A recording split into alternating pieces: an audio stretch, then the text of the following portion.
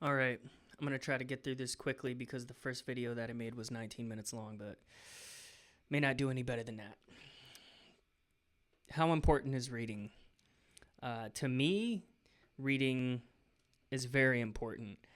And it's not because I read on gigs. It's not because I'm reading all the time. It's what it's done for me outside of just reading. Being able to write music down, being able to visualize it. It's been pretty huge for me. And I would say if you look at all the greats, they pretty much all know how to read. There are some that don't. Dennis Chambers, I think, is one of them. It can happen, right? But like, you guys, come on. It's the exception to the rule. It's not the rule, okay? And it's not a rule, but it's just like, this thing is pretty helpful for a lot of people. Definitely beginners when they're first learning to be able to see things written out. It's a huge aid to be able to see where things are lining up and where they're not, and to not have to memorize it right away. That's also been helpful for me personally, especially learning Animals as Leaders tunes. This stuff is very challenging. And when I first joined the band, I'd transcribe some parts, and it's like, yeah, to be able to remember every single one of those hits off the bat, it's not going to happen. So I just had to slow it way the hell down, transcribe it, and then I just read along. It's slow. It's definitely slow, but guess what? I'm getting good repetitions. I'm not making mistakes, or if I do, it's every once in a while. And if you try to learn it by ear off the bat, you're going to make a lot more mistakes. So, and your brain's going to remember that. You may not want to remember those mistakes, but your brain will. So it's very good for really getting things up and running, especially more complex patterns. It personally has helped me to be able to visualize patterns. And it's a literal abstract representation of sound. That's what it is. So, whenever you're playing something, knowing where E's are and how E's feel, that's pretty helpful, especially when communicating with other musicians. That's another benefit, is you can communicate, hey, it's 16th notes, it's triplets. They know what you're talking about. Hey, we're going to play the triplet rate, and that's going to change into the 16th notes. So the triplet rate stays the same, and then that rate is going to become 16th notes. Oh, okay, so we're metrically modulating to the triplet. Yes, that's what we're doing. Well, how will we get back? Well, we're going to have to metrically modulate to the dotted. We're going to have to take those 16ths and then treat them like triplets. So the dotted would be 3/16ths, and treat that as 8th note triplets or 16th note triplets, whatever it was. So that can be jargon to somebody who doesn't read. And I mean, even cats that don't read will say, like, yeah, it's a 16th note feel. It's a triplet feel. It's swung. Like, these, swung might not come from reading, but 16ths and triplets, those are mathematical things. Those come from reading. It also, I mean, you don't see guys playing quintuplets and septuplets that don't read. You don't see it.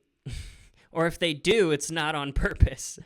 They haven't mastered it. So it's like there's things that you can get just from being able to look at a sheet of music and go, oh, these are all 16th notes. All these figures that I'm playing are 16th notes and triplets. Like, are there anything other than that? Yeah, well, actually, there's fives. There's quintuplets, there's septuplets, there's non-tuplets. 9 hits in a quarter note. How will you visualize that? Oh, triplets inside of triplets. Nested tuplets. It's like, that's a whole plethora of concepts that your ass is going to be missing out on. And not getting because you can't read? Well, let's talk about a whole other wealth of knowledge your ass will miss out on if you can't read. All this type of stuff, man. Books. There's so much knowledge inside of books. You'll miss out on that if you can't read. That's a whole plethora of knowledge, a whole wealth of knowledge that you're going to ignore and that you are not going to have access to.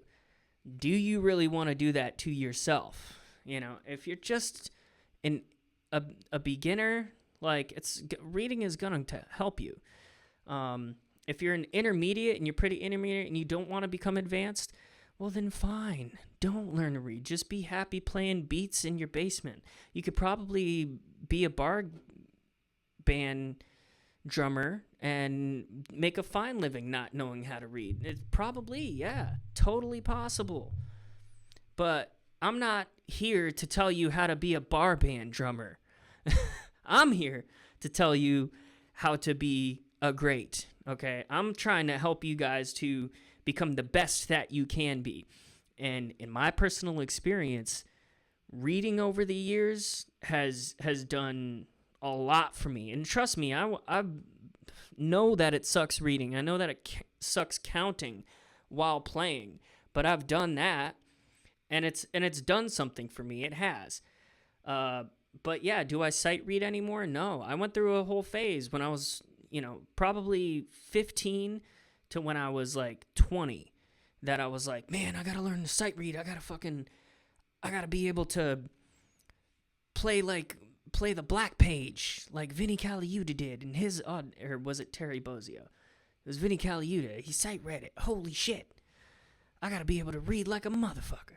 No.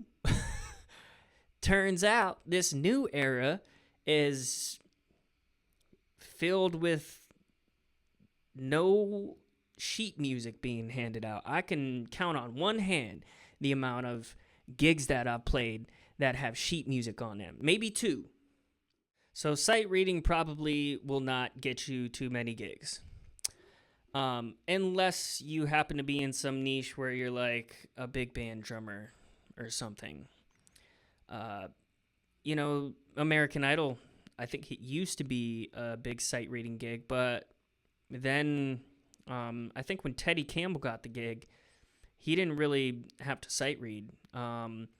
So even gigs like that, and the Tonight Show, the Late Night Show, the Late Show, or whatever, all those David Letterman, all those ones with bands on them, I think they used to be big into reading, but not anymore. Now it's just cues.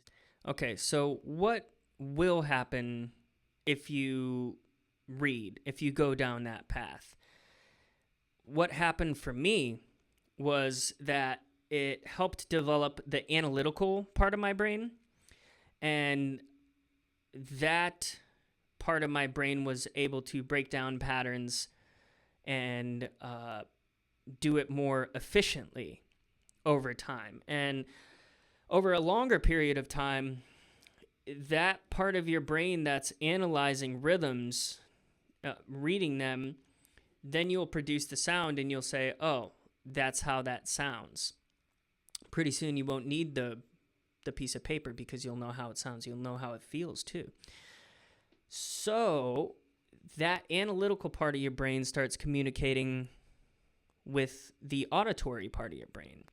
And another thing that you should do is transcribe, because that's helping the auditory part of your brain communicate with the analytical part of your brain and break things down that way. And if these are in communication, then it's just going to open up a plethora of doors, and it's going to help you to clean up stuff too, man, because sometimes we'll play things that we think sound cool and we're like, what is that? And well, you'll know better the more you're attuned to reading figures on a page. You'll know what it is. You'll be able to visualize it. You'll be able to check and basically clean those things up.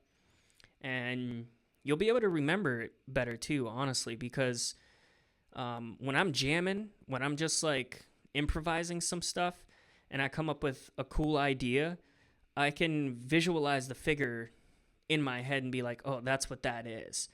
Or I can visualize how it's written out. And sometimes I literally do that, and it helps me remember what that thing is. Because I can't tell you how many times in my younger years I'm like, oh man, I have this awesome pattern, and it just totally escapes me. So that kind of leads me down another path. And I think it's because I think what's helping to remember is that you're able to categorize something. So you're like, oh, that was like a rough bass thing, or that was based off of like upbeats. That was coming off the like an orchestration thing, maybe down the toms. That was switching between triplets and sixteenths. Being able to categorize different phrases and patterns, I think is crucial for not only creativity, but yeah, remembering things. And on creativity, like it can help you to be able to augment figures, rhythms, or patterns, simply because you can look at it and say, well, I know that's a 6-note figure.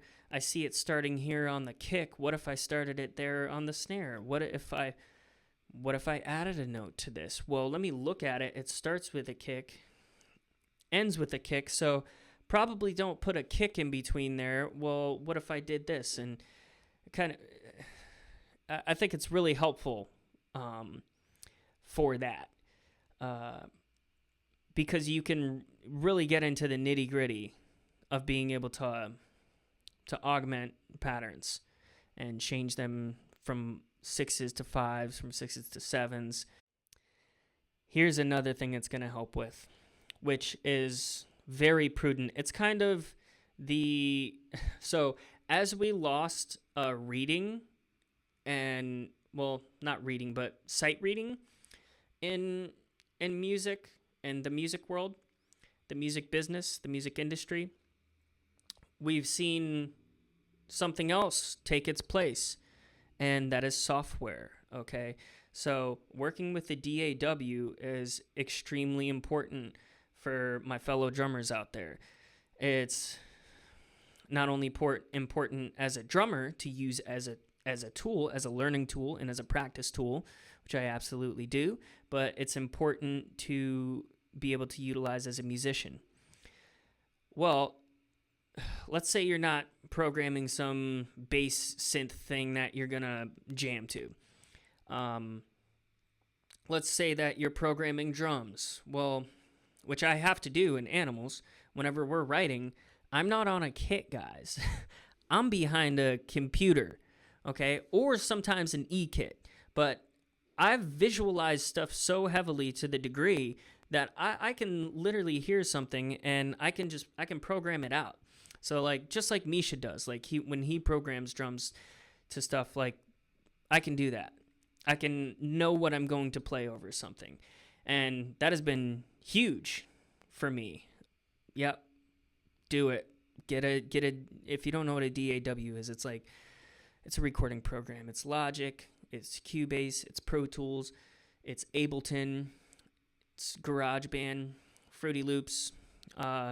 I prefer Logic, Ableton, or Pro Tools. Pro Tools for audio, Logic for everything else. Ableton's like one day I'll go back to it, but not now. So another thing which reading will help with, because you're programming MIDI to a grid. So in that grid you go, oh, is it 16th notes or triplets or 24s? Well, what's 24s? Oh, it's 16th note triplets. Well, dude, that all has to do with reading. So when you see that grid, you'll be like, okay, yeah, it's 16th notes. So another one. Another place where I've actually utilized reading where you wouldn't think that it would be useful was in bar gigs. Bar gigs that I had where it's like 3 or 4 sets of like 10 songs, 12 songs for each set. And, a lot of them sound the same, and you'll end up playing the same groove if you're not careful. So like one thing that I would do is that I would have the set list, each set list, and I would have like grooves, certain grooves for a certain song.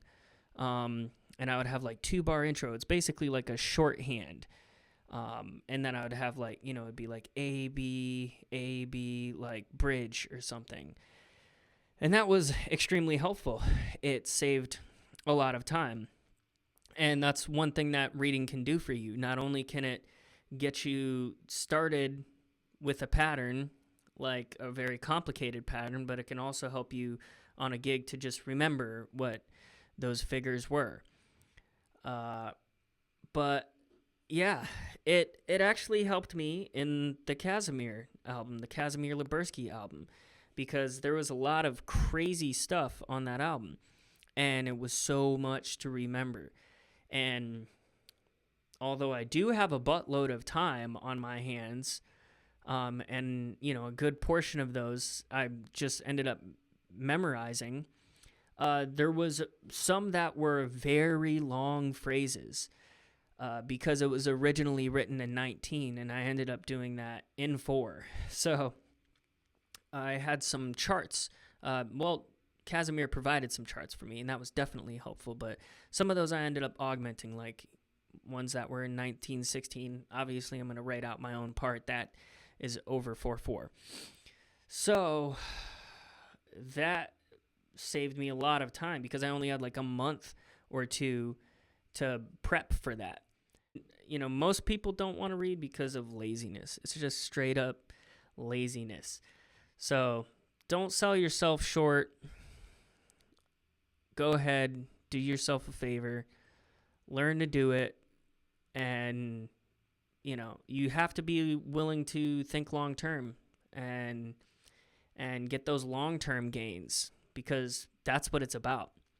It helps your visualization. It helps to strengthen your foundation, and yeah, it opens up new doors of knowledge and doors of creative expanse. So one thing that I do is that whenever I come up with some cool pattern or something, I write it in here. I've got like a whole book. Obviously, there's blank pages in here, but yeah, I've got a whole book of cool patterns and stuff written out. And it definitely helps me to be able to visualize things like all these patterns, all these crazy flam combos.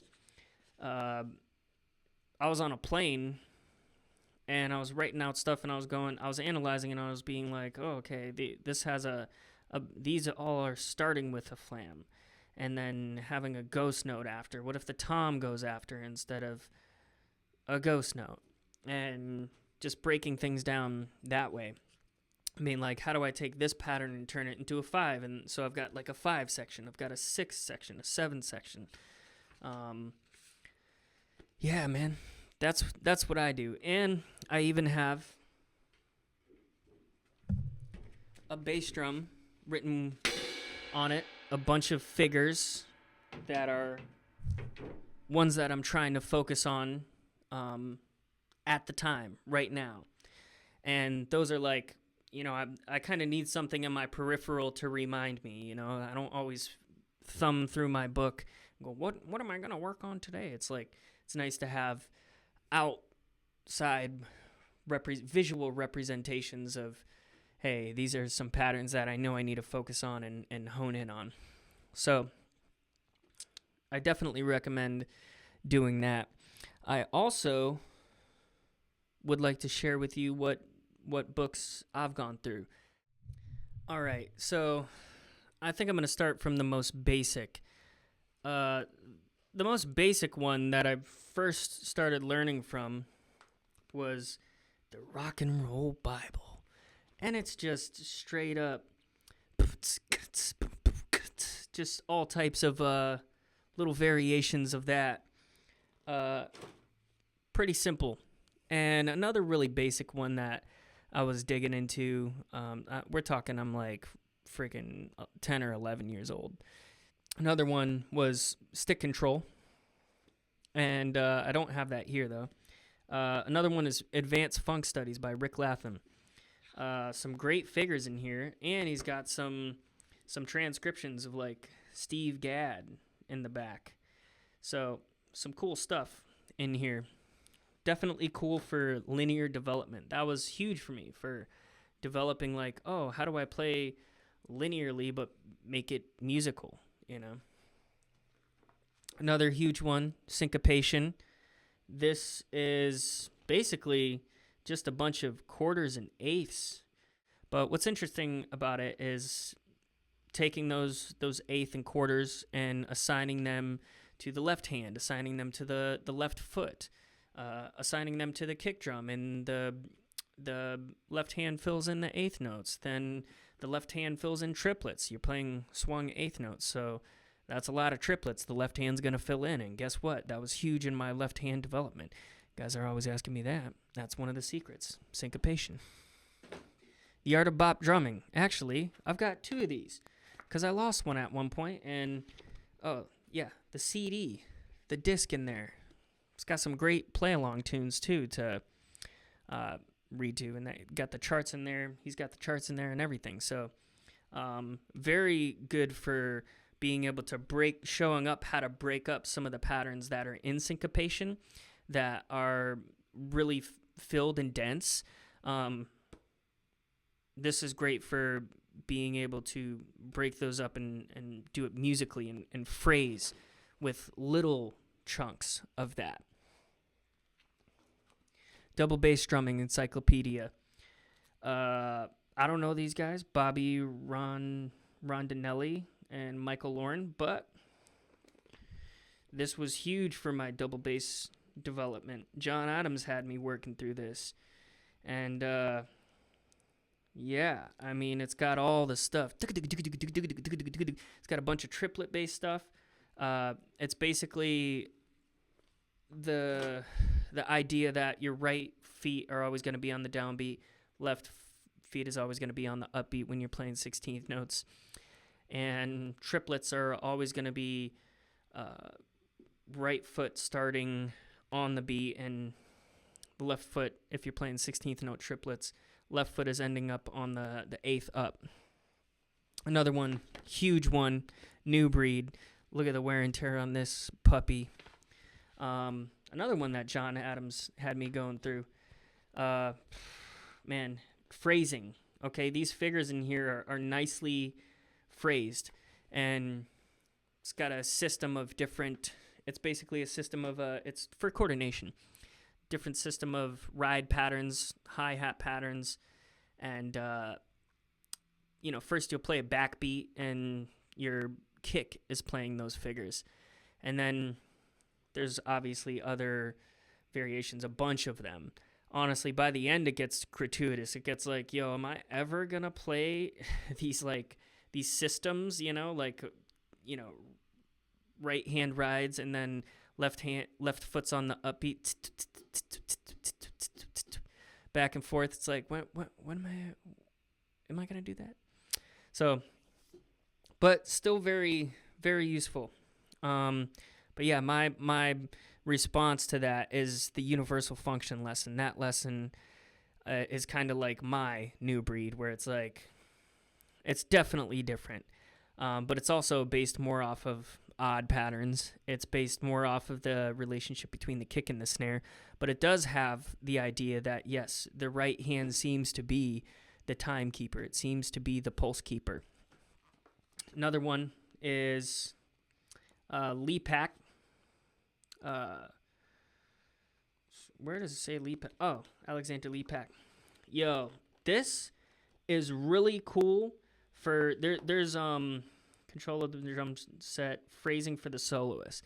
There's another one that was rock drumming, and Clark Siebel, my teacher from back in the day, he got me started on this, and he got me started out of the rock one first. And it's just a phrase. It's just like da da da da da da da da da da da da.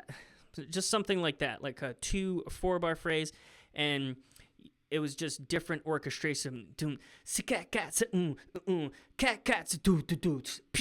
You know, just like some like weird orchestrations that you would not think of yourself. So that definitely opened up my mind. Dave Weckl. These are good charts. You know what I'm saying? Get you some cool play along and work through those. More good play along. This is actually like a huge one for me. Gordon Goodwin's Big Fat Band. The tunes in here are great. Really immaculately recorded, and the charts are very realistic from like what you would see for like they're impeccable charts. It's like they're not too much and just enough. But like also you got to be able to know how to follow freaking codas because there's a good amount of them in here, and if you don't get that shit right, your arrangement is going to be screwed. Alan Dawson book. This book, basically what I got out of this book was the rudimental ritual, which is a bunch of different rudiments over like either Bayom or like Samba feet.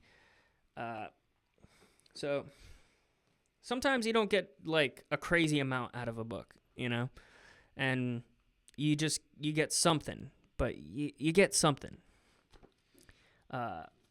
Both of these Kim Plainfield books are sick. Talk about concept development, especially this one. Both are great though.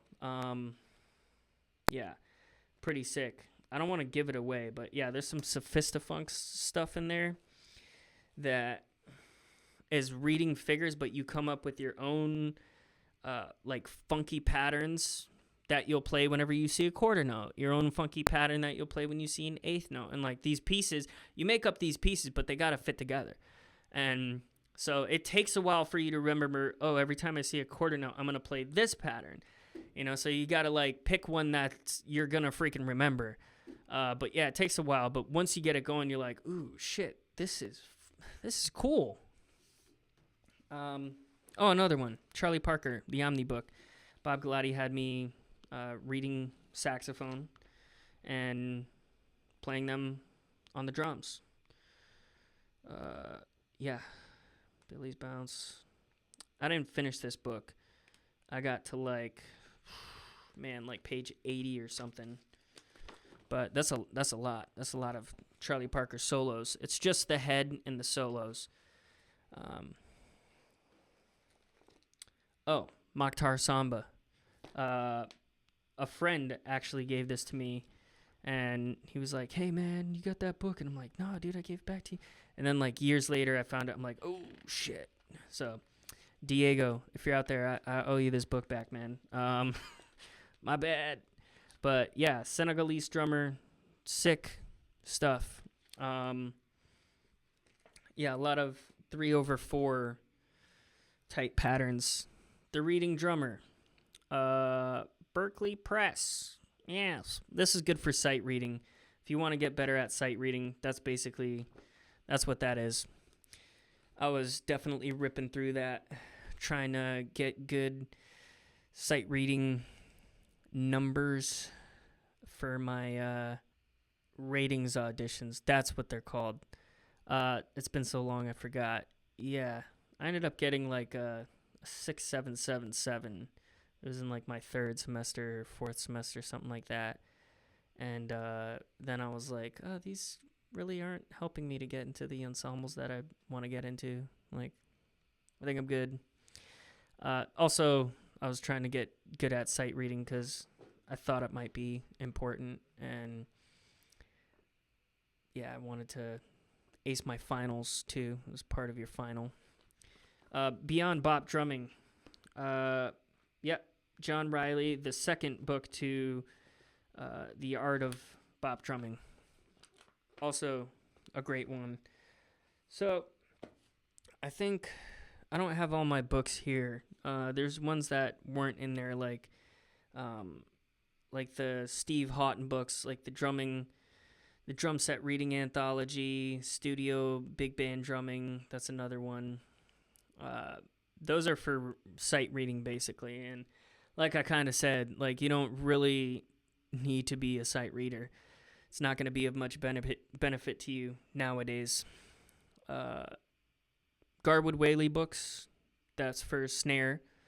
The intermediate, the advanced, the recital solos, and portraits in rhythm. That's another one that's a snare one. But again, these are like reading ones. I like the concept books. Those are the sick ones. Those are ones that will give you knowledge that you'll utilize for decades. Make sure to check out my website. I've got a ton of different lessons on there, and all very challenging stuff, all stuff that I use that has made me a better player. And I definitely try to combine as many ideas so that whenever you're working on that one thing, you're working on actually a plethora of things. It's doing a plethora of things for you that makes practice more efficient. So that's what my whole repertoire and lessons are based off of. So check it out.